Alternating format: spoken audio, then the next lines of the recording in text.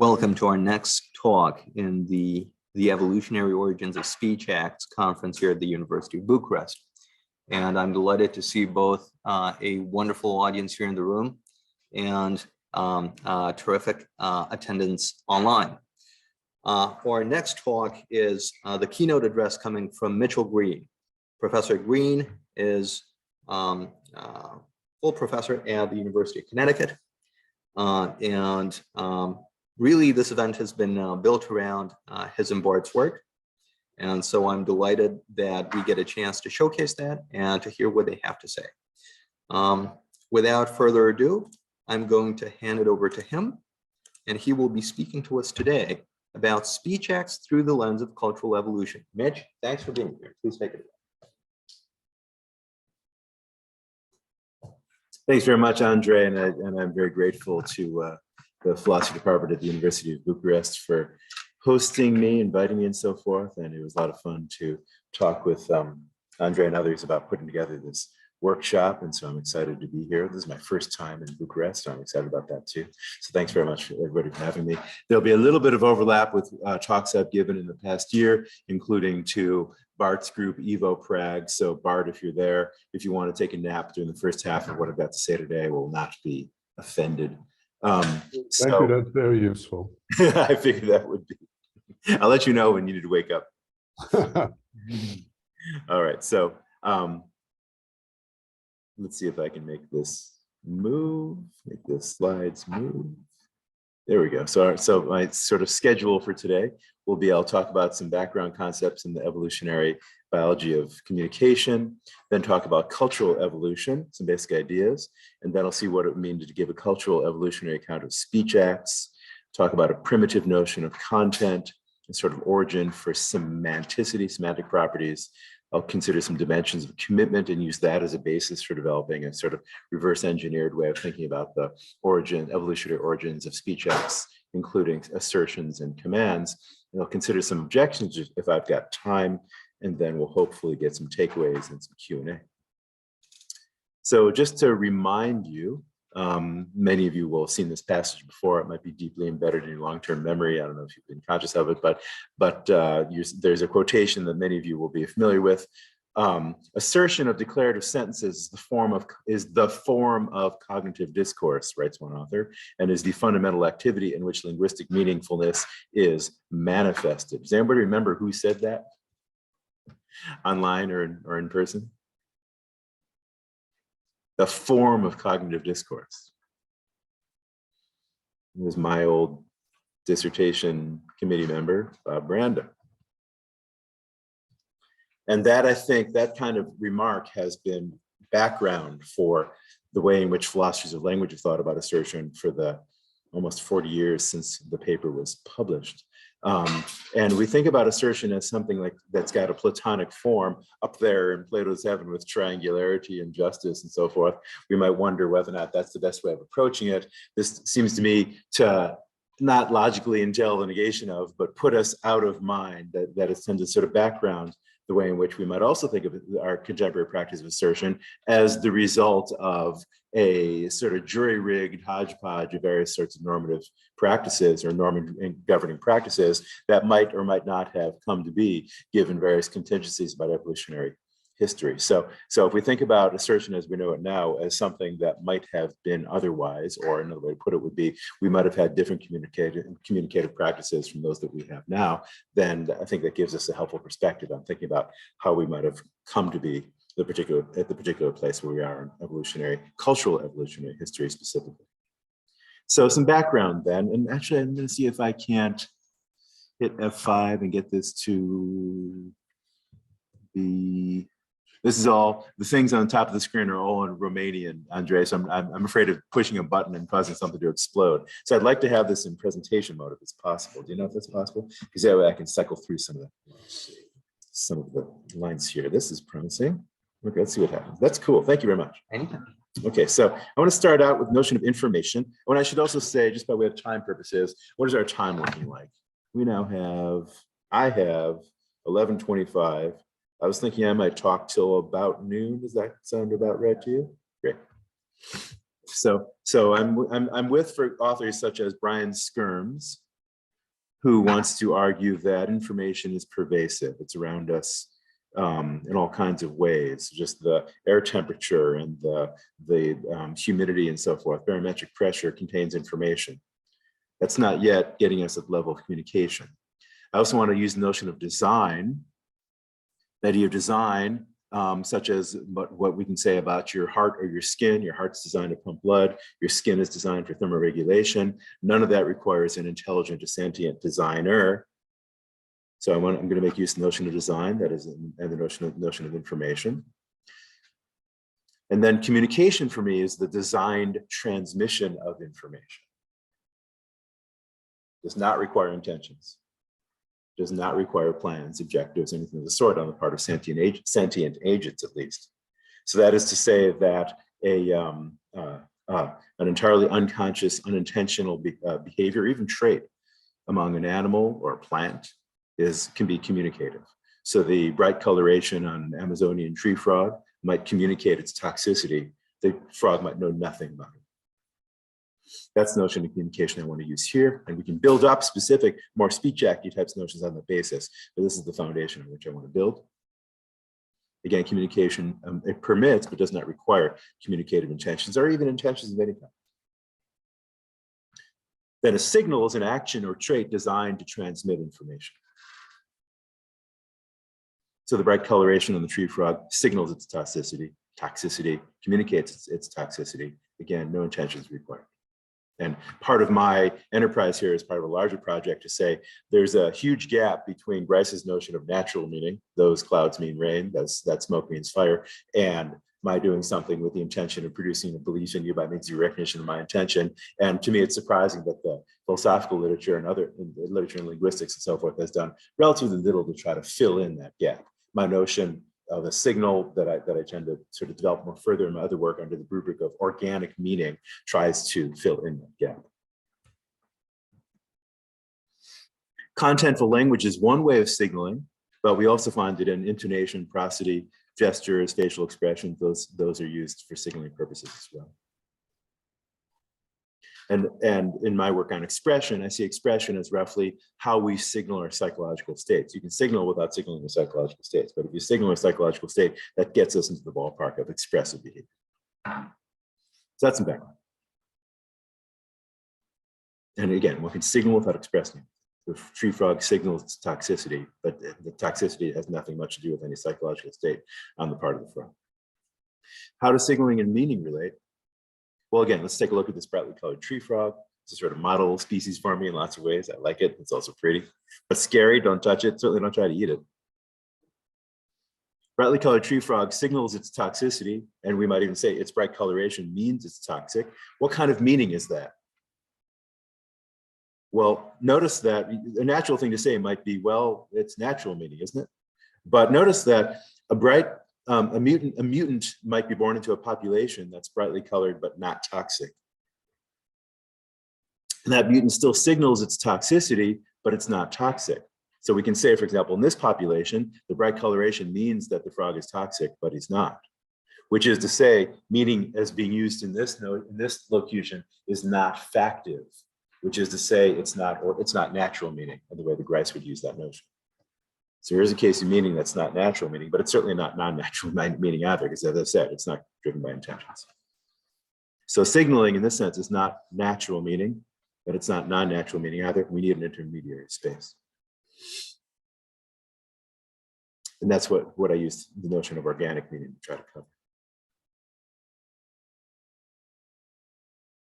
Another issue that arises in this way of thinking about the development of meaning is the notion of stability. Stability is an important issue in this kind of context. A signaling system is prone to invasion by deceptive mutants that can exploit such a system. The example I just gave, the brightly colored but non-toxic toxic tree frog is in a position to exploit the system because, after all, if you are brightly colored but not actually toxic, because poison and protecting your own body from the poison that you harbor are expensive, you're going to have an advantage over your cousins who are in fact toxic.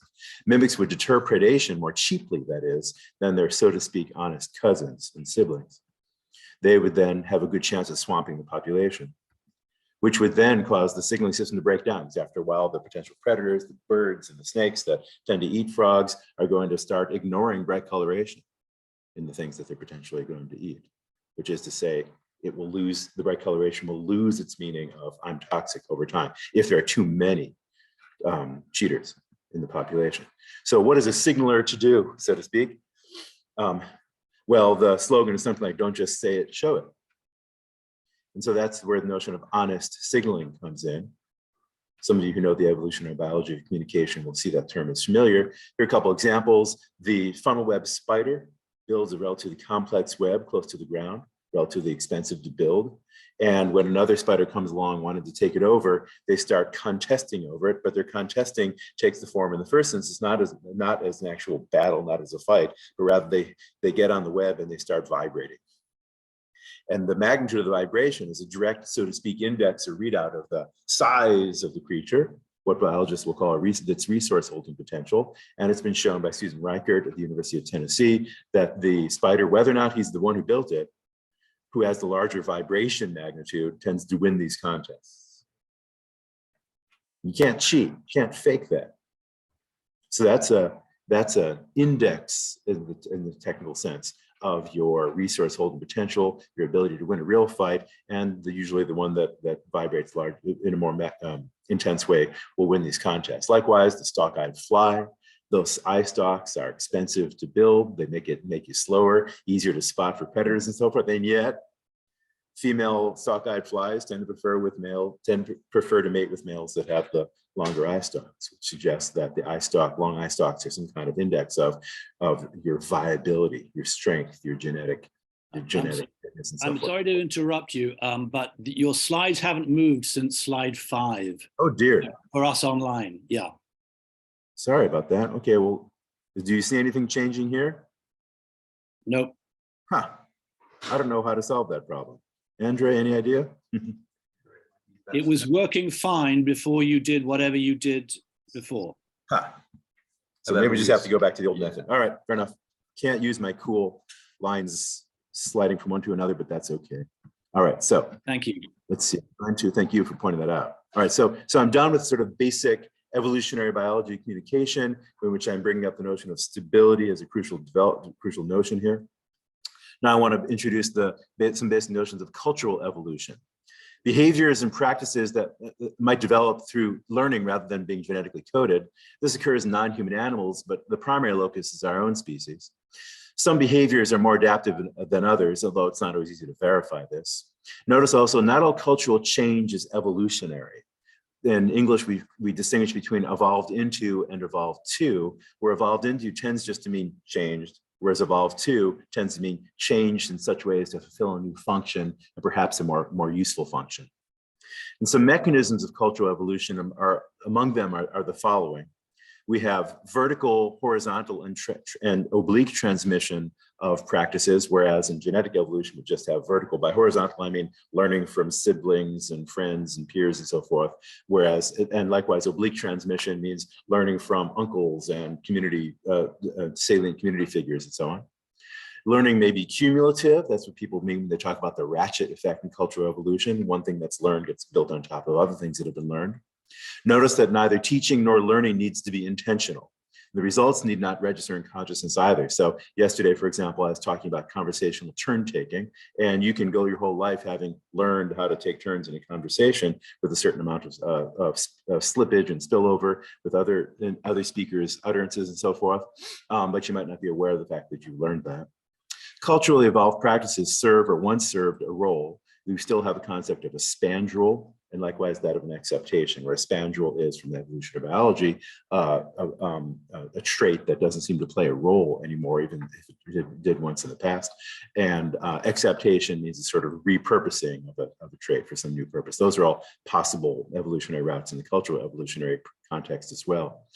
In cultural evolution, we make no prediction that any practice will be pan-cultural. For example, the practice of supposing something for the sake of argument is an illocutionary practice that I don't believe is pan-cultural.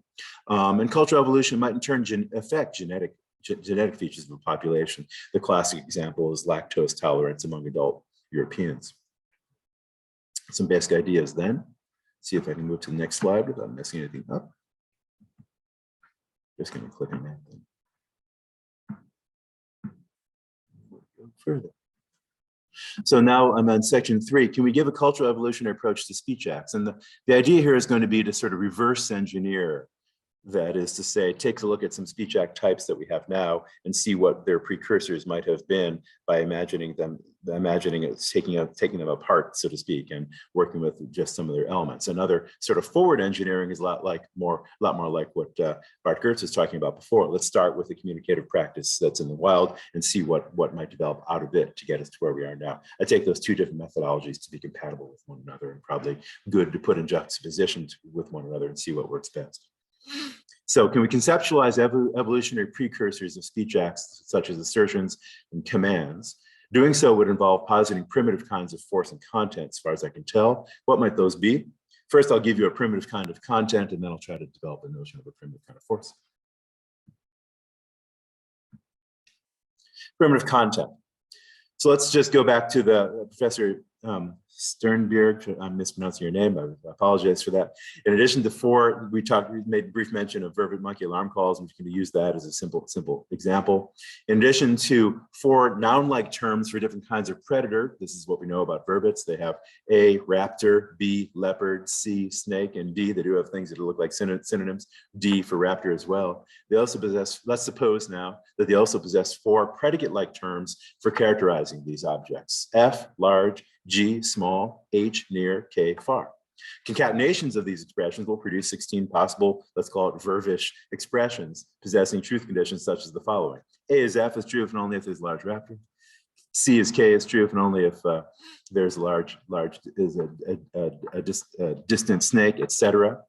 They're going to be just a finite number, 16 of the concatenations you can make in this, let's call it a proto-language.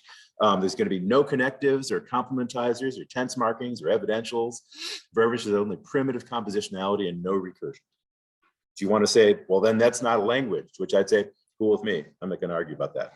I would say a language probably by definition requires recursive and compositional syntax and semantics. Call this a proto-language. This is one thing to mean by the notion of a proto-language.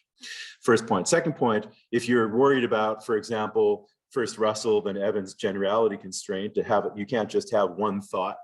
Somebody might say, you can't just think that A is F. In order to think that A is F, you've got to have some ability to switch A out for other things and such an ability to switch F out for other things. And you think this is too few, 16, you got to have more than that. Then tell me what your threshold is. And I'll say, let's make verbiage more complicated in order to meet that threshold. Doesn't matter to me. If we want chimpanzee gestures or things of the sort to get something more like a something that would meet a generality constraint, that's fine with me. The numbers here are not crucial. I'm just using this as a toy example to make the points I need to. Yes, but if we have a single tokening of A as F, we might ask, what's the force of that utterance? Well, my thought is, given the complex and demanding norms now associated with assertion, I'm going to come back and tell you more about what those complex and demanding norms are. That's not a likely candidate, and not just because of the impoverished language that we're working with here. That is to say, for an assertion, generally speaking, the literature now and philosophy of language would say to make an assertion, you've got to commit yourself to the truth of a proposition. It's got to be that commitment's supposed to be sincere. That is, you've got to have a corresponding belief, and you've got to be in a position to defend your claim in response to appropriate challenges and so forth. That's a whole lot, and it's not at all plausible that a vervish utterance of A as F is going to be subject to such complex normativity. So what could we have instead? And so that allows me to now ask, what would be an evolutionary precursor to assertion? And this is, again, a reverse engineering approach. Let's take what we have now and see what would result from taking it apart. So I wanted to do that by means of disentangling different aspects of our contemporary notion of commitment as it applies to assertion. So here's a picture I made for you. Think about assertion and its cousins, part of what I call the assertion family and other things that I've written. When you make an assertions go across the top row, you are, the Y means yes, that condition is fulfilled. You are liable to be right or wrong, depending upon whether what you asserted is true. When you make an assertion, you are supposed to be frank, that is to say, believe what you assert. When you make an assertion, you are supposed to be able to be in a position to provide, well, strong justification if challenged in a how do you know kind of way. Whereas, by comparison, if you make a conjecture, then yeah, you're still liable to be right or wrong. But to be frank, that is to be sincere, you should at least have some reason to think that the content is true, perhaps also an intention to investigate it. If you make a conjecture, then you should be prepared to respond to a challenge with some justification of the challenge. But if you make a conjecture that P and somebody asks you, how do you know? Your response should be, that's the wrong question to ask. You misunderstood what I'm doing. A conjecture is not a case in which I present myself as known. It's a case in which I present myself as open to find out at the very least. Likewise, for other assertive types of acts, presumption, educated guess, sheer guess, I'm taking supposition to be outside the family, because when I suppose the P, I don't think it's the case that I'm right or wrong, depending on whether P is true. Okay, so I've got what I'm calling a liability, frankness, and fidelity model for assertion. I hope that comes out the ways in which these norms play a role by virtue of comparing assertion with its family members, its brothers and sisters, as it were, as well as cousins. And so then a natural question is going to be, what would it be like to have a communicative practice that's governed by just liability or just frankness, et cetera? So here's my super sophisticated graphic that I developed for you. I know you'll be impressed. Like that? Okay, so here's a sort of part of a Boolean algebra, the top of which is one in which we've got all liability, frankness, and fidelity. The next row is going to be liability and frankness, that's F1. The thing next to it is going to be liability and frankness, that's an attempt to be a 2. So liability and let me try it again, liability and fidelity. And this is frankness and fidelity. Those are the three possible combinations of 2 of the 3 things that make up LFF. And of course, further down, you've got one of each. And at the very bottom that I didn't picture, you've got the empty set. And I'm going to conjecture that an evolutionary path might have been along the left side. That is, we start out with liability. We then have liability and frankness. And then we have liability, frankness, and fidelity. It's not the only way to go, but it's one way. I'm going to call a practice that is just governed by the liability norm, assertion. Let's shorten that to assertion. I'm going to call a practice that's governed by liability and frankness norm, semi-assertion, kind of like our modern practice of opining. And then the practice that is governed by all 3, assertion, or close enough. So assertion, so I'm talking about commitments that are weaker than what we have now. That's why I call them depauperate. Assertion is governed only by the liability norm, in that one who asserts that P is liable to be correct or not, depending upon whether P is true. Speaker is not expected to believe P or have any other psychological state that we might call a sincerity condition. And the speaker doesn't need to be able to be prepared to defend P if challenged.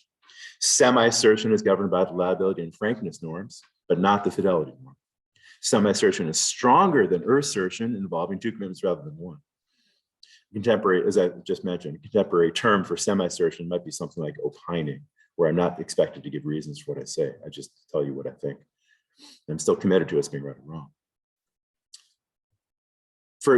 I want to note, first of all, that a practice adhering only to frankness might be what we nowadays call venting. And another practice adhering only to fidelity might be what we nowadays call devil's advocacy. When you play devil's advocate, you're going to defend a position. No one's expecting you to believe it, and no one calls you wrong if it turns out that position is incorrect. But neither is a likely precursor to our modern practice of assertion. Rather, they seem like they're parasitic on a fully formed practice of assertion, which we, in retrospect, take some things away from it for certain dialectical purposes.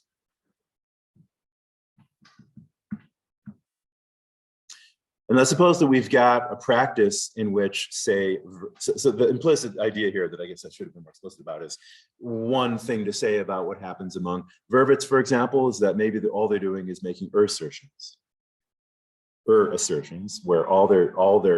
only normativity is that they're liable to be right or wrong, depending on what they alarm call to be the case is the case. There's no expectations of sincerity, no expectation of defending the claim. They don't have the lexical resources, the vocabulary to defend the claim, generally speaking. So the idea is that verbish tokening of A as F might have begun as an assertion. A speaker might be liable to explicit or subtle sanctions if wrong, receive benefits if correct. So there's still a kind of normativity there.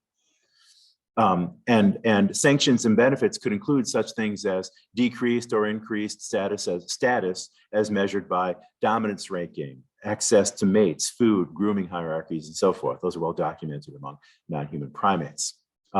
Or should also note just the fact that being wrong can be costly, not just for me, but for the entire group. But there's no expectation that the speaker has a belief that corresponds to what they've asserted, and thus no socially imposed sanctions if the speaker doesn't believe the content of what was asserted. So the idea is that, LSTBD means leave something to be desired. That is to say, assertion is useful, but leaves something to be desired in the following sense, that if my utterances are not expected to track my psychological state, then given that I, generally speaking and on the whole, have more control over what comes out of my mouth than what goes on in my head, then there's less likely to be a sort of environmental control over what I say. Whereas if I'm subject to a norm in which what I say should track what I think, then there's going to be more environmental control over what I say, and therefore a greater chance of what I say being accurate.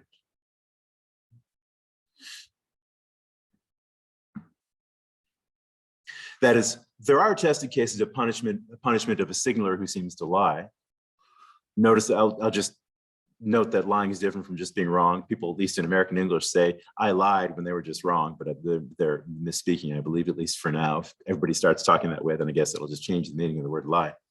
Lie detection does require a rudimentary theory of mind. And signaling norms that are sensitive to both correctness, that is liability stuff, and sincerity, that is the frankness stuff, are more demanding, and thus I conjecture better adapted to knowledge transmission. So part of the background here is that from a cultural evolutionary point of view, if we're going to tell a story about how a social practice evolves, if its story is going to be one explained in terms of cultural evolution, the evolution had better do a job that hadn't been done before. There'd better be some benefit that accrues to the group for this new practice to come online. And the idea is that if we want to if we start to expect among one another that not only should what we say be correct, but also that we believe it, then given that, as I've said, if what you say is constrained by what you think, then given that what you think is less subject to your control than is what you say, then that indirectly gives you more control over what is said. When people nowadays say things like, I can't say that blah, blah, blah, what they mean is, I can't say that blah, blah, blah without violating some norm I'm supposed to adhere to. Of course, they could say it, but it wouldn't be appropriate. And so I can't answer that question is understood as indicating I can't answer that question without violating a norm that I take myself to be subject to. And that's a good thing in the sense that if I'm subject to the norm that says I better believe it before I say it, then given that my beliefs are supposed to more or less and in general track the world, then so will my utterances. Whereas if I just have utterances that are under my control, that'll be less likely to be a reliable source of information transmission. That is, signaling norms that are sensitive to both correctness and sincerity are more demanding and thus, I conjecture, better adapted to knowledge transmission. That's an important part of the project. And so that's my story about how there would be evolutionary pressure to bring on a practice that started out with assertion and ends up being semi-assertion. So semi-assertion is subject to liability, but also frankness. And again, we can even see a story about how semi-assertion leaves something to be desired. Being prepared to give reasons, I guess I should say, being prepared to give reasons for a position is a demanding standard. In order to be able to give reasons for a position, I've got to have not just the vocabulary, but also the ability to cite justification. But that too will make speakers more likely to know what they say rather than just opining. Norms governing assertion go some way towards making assertions not just a signal of knowledge, but an index of knowledge in the way in which the magnitude of the spider's vibration is an index of its resource holding potential. Okay, so in relatively strictly controlled epistemic communities among scientists for whom there's very strict policing in the form of tough referees and low acceptance rates at journals and so forth, among accountants whose job it is to assess the financial viability of firms that they're assessing and so forth. We want to be able to get to a position where we say, if that group or individual said it, then we know it to be true, or at least have very strong presumption in its favor. Those strictly controlled epistemic communities are highly valuable as sources of as ways in which information, places in which information can be transferred reliably. We want to have the following counterfactual be true. She wouldn't say it if she didn't know it to be true. That sometimes happens. And when it happens, that's a really valuable goal to achieve. And my thought here is the transition from semi-assertion to assertion, the one that governs modern day practices, is also driven by an evolutionary pressure in which we want to get it to be the case that when somebody makes an assertion, they are transmitting not just belief, but knowledge. And that is correlative with the fact, as I see it, that assertion is costly, and that when I make an assertion, I expose myself to reputation loss, at least in epistemically vigilant communities. How much cost depends on which aspect of commitment we've infringed. So it's a lot worse to lie than to get it wrong. So the idea is, I'm trying to tell you an evolutionary story about how, although I've sort of reverse engineered, I've said if we just had assertion, that is the practice governed by liability, then we'd get something by way of information transmission, but maybe we wouldn't want to call it knowledge transmission. Semi-assertion is better, assertion is even better than that, but there's no reason why you couldn't go a further step. Maybe 1,000 years from now, human communities, if we're still around, will have something even more demanding that we assume that we use for certain purposes, such as, the practice that I've called, suppose we had a practice called swear to gods, where swear to God is a super strong form of assertion, where you only make it if you're prepared to swear to God that it's true. No reason in principle why it couldn't happen. And you're not allowed to perform any swear to God speech acts unless you're dead certain that it's the case. If you're willing to bet your mother's life on it or something like that, maybe there'd be reason to impose a practice like that. No reason why you couldn't. Again, I'm trying to take Brandom's assertion off its Platonic pedestal and say it plays a role, it does a good job. But there's nothing deeply embedded in human practices about it that makes it special relative to many other possible communicative practices that we have or could have.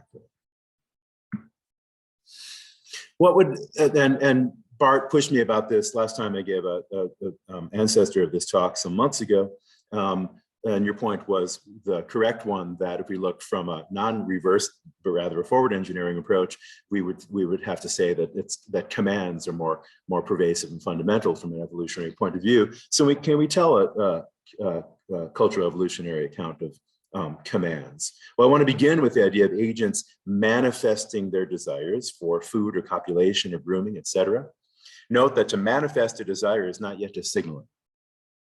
I can manifest my desire in private by just reaching for my cup of coffee. In so doing, I'm manifesting my desire for coffee, but I'm not signaling my desire for coffee. Okay? And I'm stressing this because I think in everyday English, at least, we use the word signal pretty sloppily as between indications and some things that are more designed, but I want to focus on the notion of signal that is designed. Okay, but we can also express desires, but then it requires that they be signaled. So an expression of desire might be something like a facial expression, where facial expression is plausibly something that is a result of genetic evolution, not cultural, although it could have a cultural overlay on top of it, in which when I will use my face to express something, to express a desire, there's something about my plaintive look, for example, that indicates that this is something that I want and want you to know about it. Overt expression would be a next stage after that, where overtness requires not just my manifesting something by design, but also my further intention that manifestation itself be available to an appropriate audience. So there's one thing to put something out in public, but if I do it overtly, I'm also intending that it be publicly available. And so of course, that's a higher order kind of thing. It requires second order intentions. And that also opens the door to what I have called in some other work, verbal signaling. This doesn't have to be verbal, but verbal signaling would be used when somebody uses language to signal. And then when we have an overt expression of desire that depends on speaker here acknowledgement of relative social positions. So once we have relative social positions that we have that are certainly well established, well documented in early human societies, such as master slave, priest, non-priest, noble, non-noble, etc. We've got relative social positions, and they can be exploited in communicative purposes by means of which one gives a command to another. So notice that whereas on my picture about assertion and its evolutionary precursors, we have the assertors putting themselves under various kinds of normative constraints, that is, they commit themselves. A felicitous command in which I've got power over someone else, for instance, is going to put the addressee under a commitment to perform a certain action. It's going to be asymmetrical with assertion in that sense. So again, it seems to me, even if you have a very primitive lexicon and maybe even no recursive syntax and semantics, something like what I described for verbish, you could begin to have a structure of commanding as well, in which one speaker puts another under a commitment to perform a certain action. And that's, I think, compatible with, and I think would be enhanced by Bart's discussion of commitments, especially those commitments that reach out into the future, that makes it possible for us to have such things as appointments. All right, so potential objections to my point of view. Some people want to say, well, look, here's a slogan, isn't talk cheap? How can I justifiably put so much, describe assertion as something that's expensive in some sense, as a form of costly signaling? Which I'd say, yeah, talk is cheap in certain epistemically impoverished communities, such as the very brief community that I might create with someone who stops by the side of the road in a busy city and says, do you know how to get to such and such a place? And I make up something just to get rid of them, right? So that's cheap talk already. Yeah, but that's a fairly uncommon case. There's no repeated interaction, at least I hope, with the person that asked me for directions. And that's not something, I don't want to deny that those things ever happen. Of course they do, but human communication would probably begin to disintegrate if that were the standard case. Rather, for us to be able to make claims and transmit knowledge to one another, we more likely have to be in epistemically vigilant communities where we keep track of one another's track record as interlocutors and as providers of information. And we do that all the time in everyday discourse. It doesn't have to be accounting firms and theoretical physicists or cell biologists. It could be, you know, I know that Joseph is really good about choosing restaurants and terrible about deciding on movies to see. And we keep track of so-and-so because they've got a good memory, and somebody else because they're very good at knowing how to get us to where we need to go on the subway system or whatever it is, right? We keep tabs on one another's reliability about various aspects of various walks of life that we care about. And that's how societies move forward. That's how friend groups develop or disintegrate, as the case may be. And so the idea of an epistemically vigilant community, my sort of paradigm is something that we have in the case of things like accounting firms, at least when they're properly regulated, but it happens in everyday life as well. There's various kinds of aspects of vigilance that bear this out. And again, the sort of paradigm for me is our ability to accept such counterfactuals as she wouldn't say it if she didn't know it to be true. That's the sort of goal many of our esoteric communicative practices aim towards if we want to get knowledge transmission. And again, somebody might say, don't people still make assertions in epistemically impoverished communities? And I'd say it's a little bit like the cheating tree frog. Practices like that are unstable in a manner analogous to the brightly colored but non-toxic frog. And then assertion could very well devolve into semi and then even assertion. In a paper that just came out in Topoi, I talked about how abuse of esoteric norms is something that does occur and could occur more pervasively in areas like public discourse. I'll just be very brief about this. Richard Moore, in a paper that was discussing some of my earlier work on this topic, points out that utterances of infants and non-human animals have a rudimentary kind of speaker meaning, but they lack force. He writes, some utterances, particularly those produced by infants and great apes, are produced with communicative intent, but without illocutionary force. Those utterances lack the normative properties constitutive of force because their utterers have no grasp of the norms that operate on developed speech. But I'd say, yeah, I'm happy to call assertion and semi-assertion types of force. I don't see any reason why we should deny that. And also, norm-governed behavior does not require conscious awareness of those norms. And let me just expand on that a little bit. I can go down to the next slide. I think I can figure this out. Skipping the previous one, he writes, generally normative behavior, and I think Andrea will have something to say about this as well, generally normative behavior requires acting not just in accordance with a rule or pattern of behavior, but according to a conception of a rule. In that case, and Richard quotes Branham to that effect. In that case, no cases of cultural variation between great ape communities provide evidence of genuine norms. Specifically, there's no evidence that group practices are in any way represented as such by the members of a group, or that violation of group norms is monitored or sanctioned, says Richard Moore, 2019. But I would say, let's recall our point about implicit teaching and learning, such as we get with conversational turn taking. This might strike us as this point that I just quoted might strike us as over-intellectualizing normativity. Group practices don't need to be represented as such by group members to be normative. So it's one thing to say that there are types of norm-governed behavior in which participants are aware at the conscious level of the norm they're following. That's, from my point of view, a nice thing to have sometimes, but I don't think that that's the essence of norm-governed behavior. That's one type. And it seems to me we can have lots of norms that we could be governed by our entire lives without being aware of. So that's my brief response to Richard Moore's objection. And then let me just finish with some takeaways. So one point is semanticity might have emerged through genetic or cultural evolution, for all I know. But speech act norms are more likely to have emerged through cultural evolution. And a cultural evolutionary approach to speech acts enables us to ask what role speech acts serve. In my story about assertion, it's the role of transmitting knowledge, and I'm following John McDowell on that point. They allow us to pose stability questions.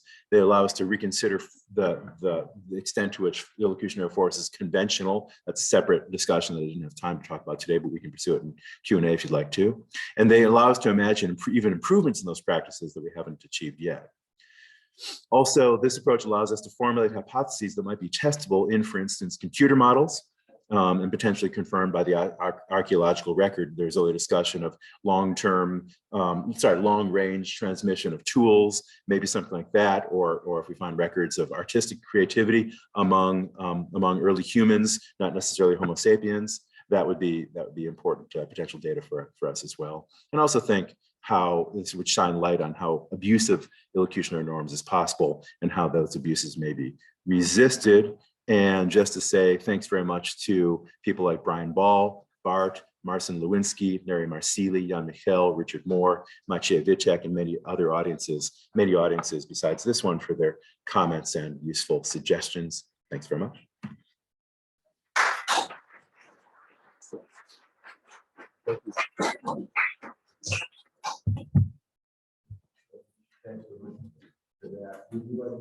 Sure, you bet.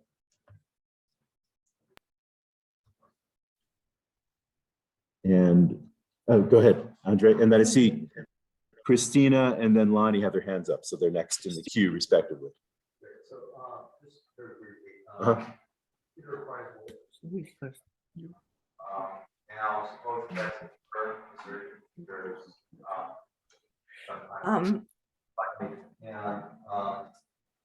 now if accuracy is the only one by which that judge, right, both there, both absent. Is there any sanction that Peter might be under from being good or having failed to convey something that was accurate? So this is the boy who cries wolf type of situation. Yeah, right. Presumably the sanction will be something like this. We'll just stop listening to him. His utterance will just, after a while, sound to us like noise. But there wasn't any one frankness. Indeed, but there was a norm of getting it right. And so if if his utterance is, wolf, do no better than chance, then it's like leaves falling off a tree. Yep, there's Peter. Yep. But there's nothing we want to draw from that by way of further information about the world. That's the way in which we're, so to speak, sanctioning him. And we might beat him up. We might lock him in a cave or something. But we could also sanction him by just stopping, no longer listening to the guy. And I think that's what happens sometimes in even modern discourse. So there's some kind of trust allocation, that sort of substance, this kind of normative appreciation of Warren calls.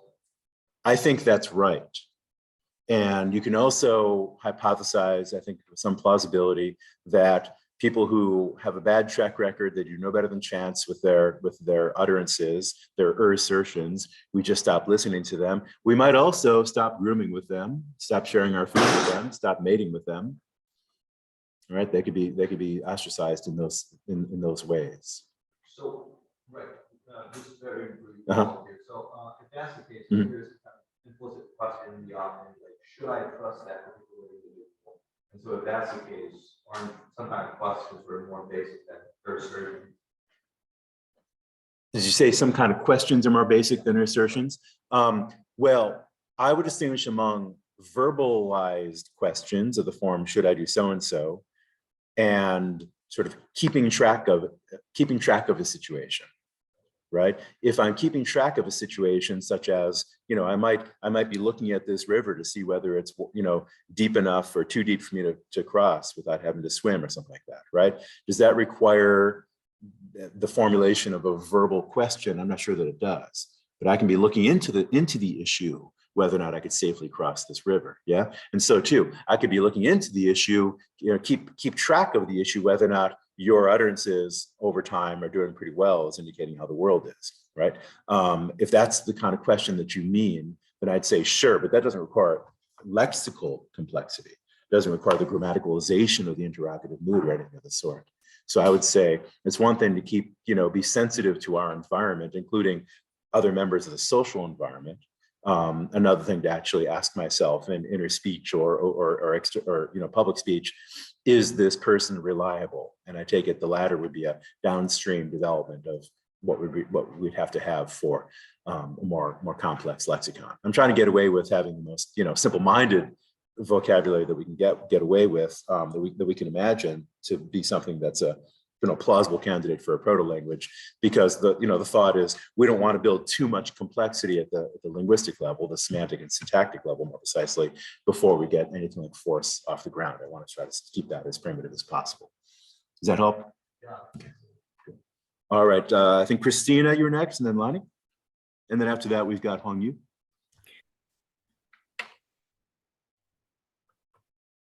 And Christina, I can't hear. Thanks very much. It was really great talk. I enjoyed a lot. Thanks so much. Okay, can we just a moment? Can you try? Do you want me to go back to a certain slide?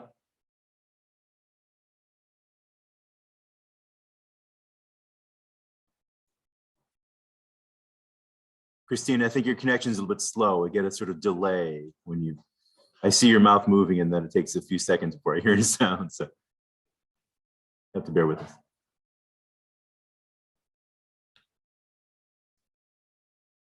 I can't hear you, I'm afraid. And yours doesn't work? Now I can hear you. Sorry. So, great talk. I really enjoyed it. Thanks so much. One small question about, I was wondering in the beginning of language evolution, whether in the very beginning, those epistemic criterion could be already in place. And another question about pointing. So you said in cultural evolution, there is nothing which is pan-cultural, but I told that pointing has some kind of cultural differences, but it's still pan-cultural. And the last point is helping you against more. So I think you are correct that there is the correct kind of force, because, for example, for pointing, there is imperative and declarative pointing. So there is actually two kinds of force already for very early infant communication. So I think it's not correct that infants cannot have the force. So just repeat very quickly. Sorry. So first, in the beginning of evolution of speech, I don't know whether it can be a strong epistemic constraint on it. And I told that it might be, actually, I was thinking again about pointing. So probably in the beginning of communication, probably they had devices which are linked to things which are present in their environment. And then the cheating is less likely, because if you point to a present which you make to the other or something, then like somehow honesty can be ensured in a more externalized manner. And I told that might serve the beginning of the speech better than a very internal epistemic requirement. I see. I So think I that was understand. one. Okay, that's good. I think I understand what you mean. And that is to say, if we Did you hear have, me? if we see very primitive forms of communication among, for example, non-human primates as being driven by gestural communication, including pointing, then given that pointing is always to something in the immediate environment, that provides a kind of epistemic constraint right there, even without belief. And I think that's a really, really useful remark. And I need to sort of take it home and think about it and let it sink into my head to make sure I'm getting the full implications of it. But one thing I would just point out for now would be, you can also imagine deceptive pointing in the following sense. I pointed something to get your attention to move over there in order to do something over here, like eat the thing that you were about to eat or something like that, right? So there I think you can imagine uses of pointing that are for deceptive purposes. Is that psychologically plausible? I don't know the answer to that question for primitive, for non-human primates, but maybe that's one way in which pointing could happen. Or also there's pointing to something, and sure enough, I draw your attention to it, but it's not interesting or relevant or important, right? I'm pointing at a leaf falling from the tree, but I thought, I would have done it. My reason for doing it was that I thought that was a potential predator that was moving towards us. Right. So you can also imagine ways in which pointing could go wrong. So I do think that you're right that having an immediate proximal environment serves as kind of a control. And that is something that happens even before we have semanticity, by the way, right?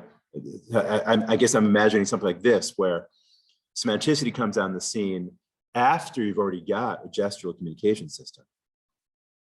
Semanticity allows us to talk about things that are not in the perceptible environment, and so it would be a step afterwards. So here's one way in which I can respond. If I tell a fuller story about this, then I back up a little bit and talk about gestural communication, where we don't have any semanticity on the ground.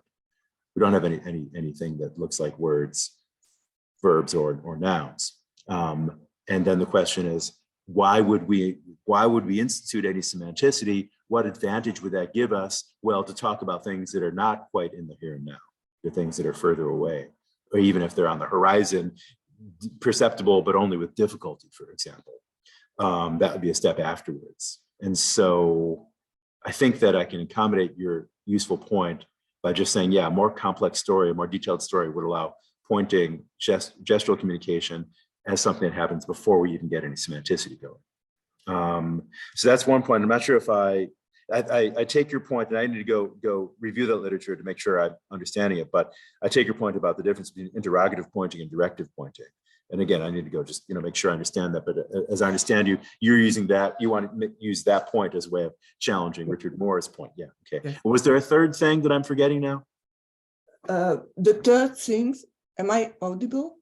Yeah. The third thing is that pointing is actually pan-cultural, but it is in cultural evolution. And then you have pointing in sign language, and sometimes actually the meaning is the same. So somehow to say that cultural evolution exclude pan-cultural communication or pan-cultural forms of communication, that might be too strong, because pointing, even if there is cultural differences, is quite pan-cultural, and there are quite many papers to that end.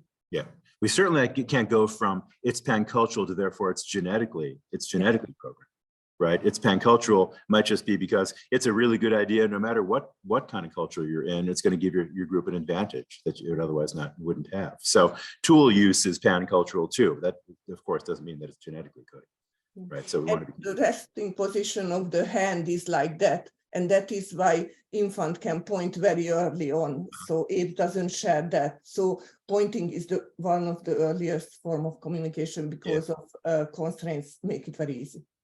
Right. Good. Thanks very much. If I have further questions, I'll certainly follow up with you, Christina. Thank you very much. I think Lonnie, you had your hand up next. Thanks. This has been extremely interesting. I think I have two extremely simple, probably just yes, no questions. So hopefully I'm allowed to ask both of those. But the first is just around this question about genetic versus cultural evolution, and whether it's the case that if something, for example, the evolution of speech act norms is most likely emerging through cultural evolution. Are you suggesting it's not the case then that it would like, are they mutually exclusive, genetic evolution and cultural evolution? Or could it be the case that it emerges both genetically and culturally? That's certainly a possibility. I mean, I guess I'm working with have the sort of working hypothesis that speech act norms are more likely to be results of cultural evolution than genetic evolution. But, given the example of lactose tolerance, for example, it seems to me there's probably a more complex story to be told. That maybe, for example, here's a hypothesis that I'd be interested in trying to explore someday, that speech act norms are driven by, in the first instance, cultural evolution, but that speech act norms then can sometimes drive grammatical changes. For example, the introduction of grammatical mood, which could then be, somehow added to or in some ways modifying universal grammar, something of the sort, which would be genetic, probably. So I don't see any reason why the two would be mutually exclusive. I'm working with just a sort of simple-minded, shot from the hip kind of hypothesis, but I think it would be interesting, fascinating if we could find some reason to think that there's a more complex interplay between the cultural and the genetic evolution, as would be, I think that would be super cool if we found reason to think that the relationship is more complicated and both cultural and genetic evolution played a part. Oh, thank you. Yeah, and just quickly, the second question was to pick up on your question to Friedrich earlier.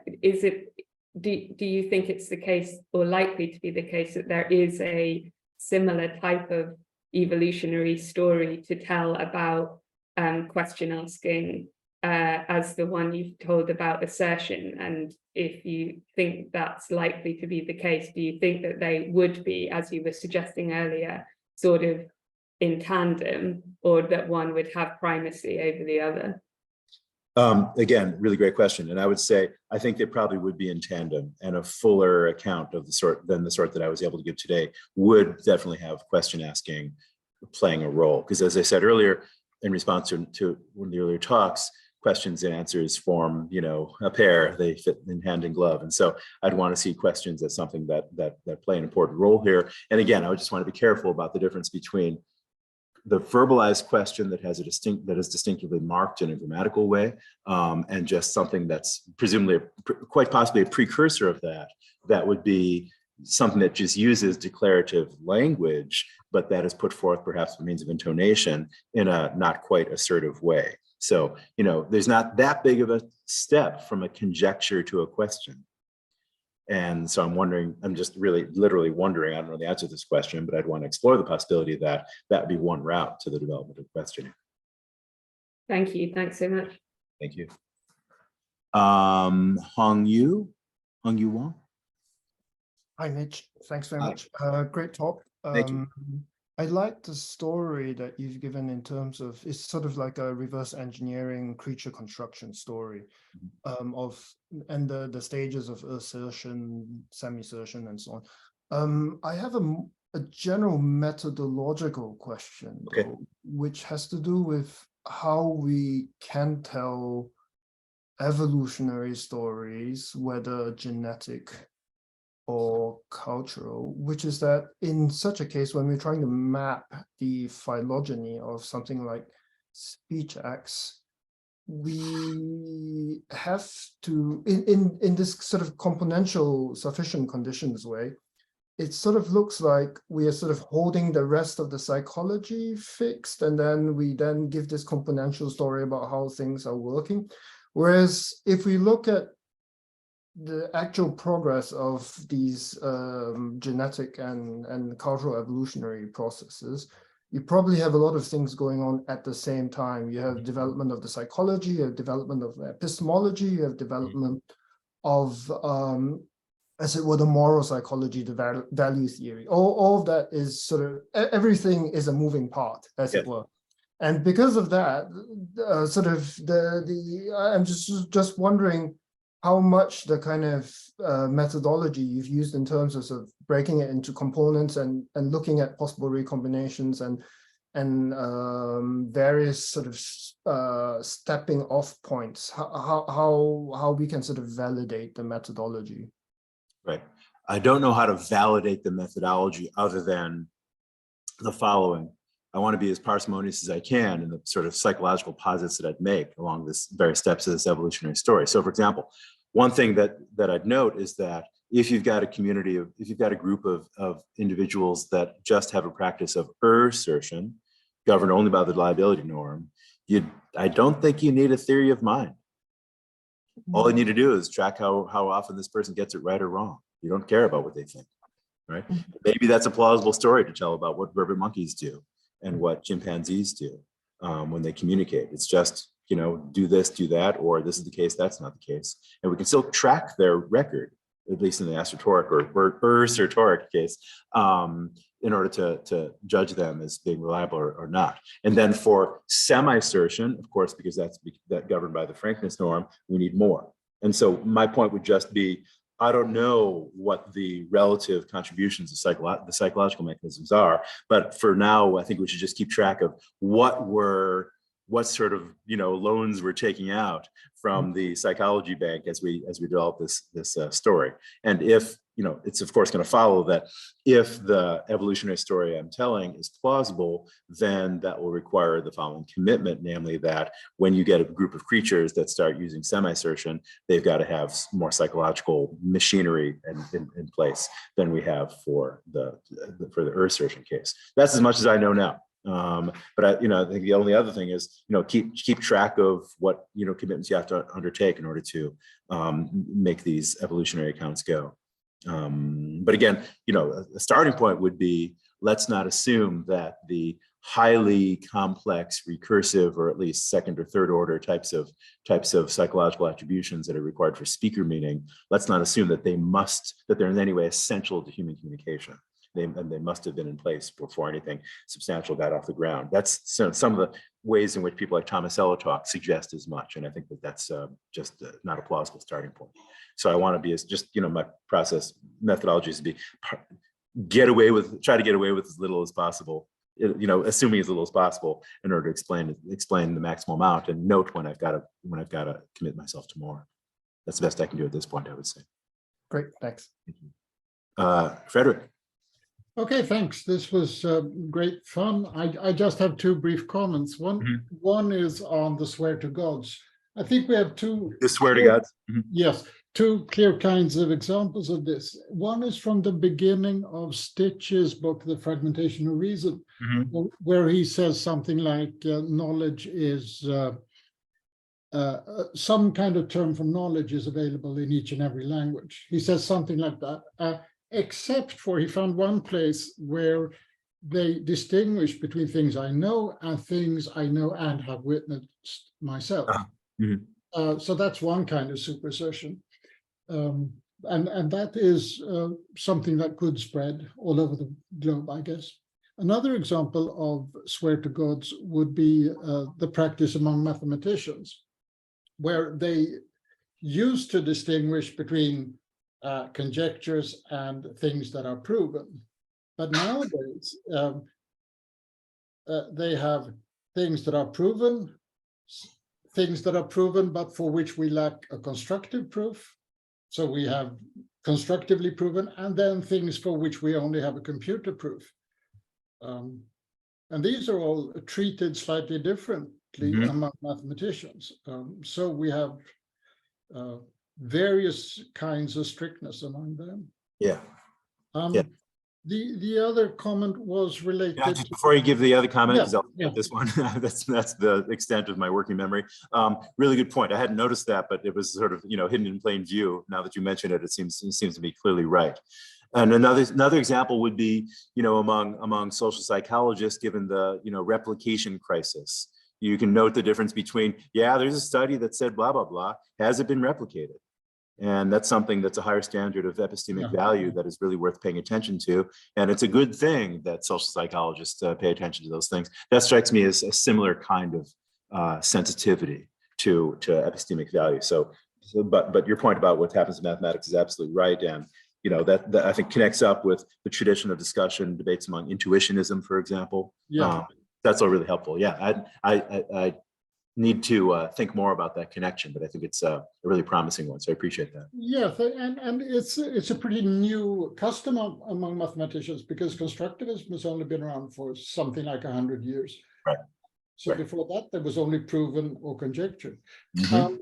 And second group of comments was related to Lonnie's question about genetic or cultural evolution. I mean, well, the thing you are considering is basically some kind of niche construction or self-domestication of a certain group of primates, creating some kind of setting where some specific type of custom turns out to be genetically useful for them. The more specific case I tend to have in mind is the asking of questions. Humans live in a very complex society, which no one could master without asking questions. So we grow up in a place where there's too much information to be handled. And this was the case thousands of years ago as well for humans. So we have, in a way, self-domesticated ourselves into being question posers. And that translates pretty directly into certain kinds of cognitive structures that most likely are to a high degree genetically transmitted. Yeah, that all sounds plausible to me. I guess I'd want to do a little bit of what I call sort of throat clearing before I take it on board for my own purposes. One of them would be, I want to resist a little bit your point that you can't survive in a modern complex society without asking questions. I would say you probably can't without being curious and being an inquirer. That is not, I don't think that shows that you have to pose verbalized questions. Is it the case of that, or how many? You could, it helps, and I'm for it. But could a person get by successfully without doing it that way, just by keeping their eyes open and gathering as much information as they can about relevant topics? That might be enough. So I want to point that out. I'd also want to say modern complex societies are one thing, but we could also think about primitive precursors, the sort of Dunbar number of 150-ish people in a group on the African savannah 200,000 years ago, things of that sort. Still, information transmission is very important, and grooming at a distance. So, for example, that story about the evolution of language still resonates with me. It still seems to me to be important to be able to keep track of information, such as who's doing what with whom, and how one goes about getting this or that, or protecting oneself from this or that kind of danger. From that perspective, interrogative questions strike me as nice but not required, but still being curious and keeping your eye on the ball, so to speak, are going to be very important. So on that sort of low road way of thinking about questions, I'd say yes, they're crucial. I'm not sure that's going to require us that we take the high road. And so I'd still want to ask, still want to keep in mind the question, what evolutionary pressure would move a group towards the grammaticalization of the practice of interrogation. And that's something I'd like to, spend a year thinking about and trying to figure out what, can we learn something from his language change and the history of languages on that issue? Can we think about how there might be a natural process that involves that grammatical shift, and for example, verb initial types of sentences that are generally used to indicate interrogativity. So that's all good, not grist for my mill yet, but something I'd like to turn into make into that someday.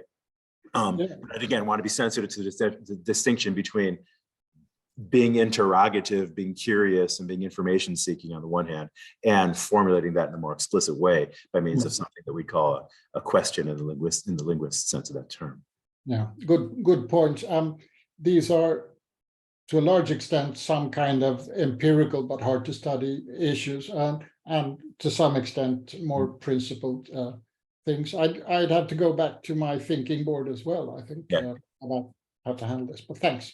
Sounds good. I hope we can stay in touch and continue to discuss these things. Anybody else? Please. Thank you very much for the talk. Thank you. I have a couple of comments, but I mention one. Mhm. Probably in my presentation, the other comments. Great. The one is, which is also interesting to me, in order to present some kind of monkey code as a kind of precursor of assertion or a starting point for assertion, it seems to me that at some point we need to say something about how this kind of clause it can to have something like words to world direction of it, as opposed to be something like push me pull clause, because you can interpret all these calls of monkeys, including the verbic monkeys, as having a kind of push me pull. You think of push me pull itself. Yeah. So I have not heard anything about that. Right. So maybe you have some. Right. I'm not sure that this is just for other members of the audience. I'm not sure if everybody knows the term push me, pull you representation. Ruth Millikan has an influential paper by that name in which she argued that for many non-human animals, their vocalizations and communicative practices should be understood as both having a directive, push me, I'm not sure which is what the push me, having a directive and an indicative or descriptive force. Sometimes I think she says it's both. Sometimes I think she says it's indeterminate which is which. I'm not sure. I think those are very different claims. I would say for my purposes, it's just fine if we say there's no fact of the matter, that is, it's indeterminate whether or not vervet alarm calls should be understood as more imperatival or more indicative. If we take them to be more imperatival, that would require my sort of rephrasing what I've said, but I don't see any deep reason why I need to deny that. So I'm just, as it were, in order to develop something a little more crisp and precise, I'm saying, let's take them to be indicative. But I don't claim that there's a fact of the matter which entails that they're not imperatival. Seems to me that's another empirically adequate way of thinking about the alarm calls. Get up into the tree, go down into the underbrush, etc. I guess I think that that's an equally, I've got no reason to think that that's a less viable way of understanding the alarm calls than the way I've happened to articulate them. Okay. Does that help? I think we have no more questions. Oh, yeah, sorry. All right, thank you. Tell me your name, please. My name is Rad. Okay, good to meet you. Thank you. On the problem of assigning the reliability to the signals that emitted by conspecifics, and also connected with your answer to Andre's question about the boy that cries wolf. Yes. There is some reported cases. There are some reported cases, I think, in Seaford and Cheney regarding the Diana monkeys, that adults Diana monkeys do not tend to act with such degree of vigilance to signals that are issued by cops. And I think it's we have either to take in consideration some sort of weakness of some received force, let's say. So maybe they don't. The cows are not signalizing stimulated, but they just practice what they learn. But the adults do not receive those signals as having strong force. Correct. Either we can have to subscribe to the idea of primitive home tasking of the cows, because it's confirmed by the numbers of signals that don't mean both, but also that occur from a set of conspecifics that share also the property of being cows. So I think I follow your comment. I mean, one thing I want to point out is that in that literature that talks about how adults don't correct the children, so to speak, when they mistake, they do an alarm call for an eagle, but it's just a leaf falling from the jungle canopy, for example. I would say, well, the fact that the mother or father doesn't slap the kid or something like that does not mean that there isn't any correction. It could be correction in the form of, we just are going to start ignoring you. until you start getting things right on a regular basis, right? That's one form of constraint or sanction. And that happens among adult humans too. When we stop listening to someone, we don't necessarily have to say anything mean to them or hit them or put them in jail or something. We just stop listening to them. And that's a form of ostracism that can be very powerful, very effective. So that's one point I'd want to make about that literature, that inference that I see in the literature very often. It could also be that youths, infants, juveniles in a group just in general are not listened to until they're above a certain age, or somehow shown themselves to have a reliable track record, in which case they're, as it were, outside the epistemic community until age 4 or 5 or something of the sort. That could be a possibility. If there's something else in your comment, I think I might have missed it. Just that if they are taken out of the epistemic community, yeah, it has. I think we have to account for this type of action as a different action within the epistemic community. So it's like assigning some irrelevance to those individuals as being the emitters of signals. Right. And one story would be, one sort of approach would be to say, but the default is that juveniles, we don't listen to what they say until they reach a certain age or have proven themselves to have a good track record. And then when an adult starts showing themselves to be unreliable, they're as if they're infantilized. That is to say, they're put in that same category as children, which presumably would be a difficult thing to have happen to you if you're an adult. You know, they stop listening to you. And so that's a form of sanction that strikes me as potentially very powerful. But I just don't know the empirical literature well enough to be able to say, no, if someone says, in this group among data monkeys or vervets or macaques or whatever, sometimes happens that juveniles are precocious and they're very good at giving reliable alarm calls. And so then they're added into the epistemic community where their siblings don't get into that community until later. That would be really interesting if that happened. I'd be surprised, but I don't see any reason a priori why that couldn't be the case. So I think that's just a good topic for further investigation. So if you ever come across any studies to that effect, I'd be very happy to hear about them. Thanks very much for your question. Anybody else? I don't see any other hands on the online. So I think we're done. Thank you so much. Thank you. Thank you.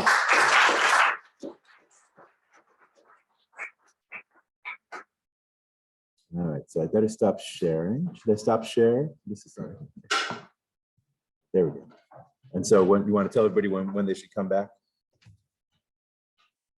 Sure. So we're going to take maybe a 4-minute break and then come back for the next talk. Thanks.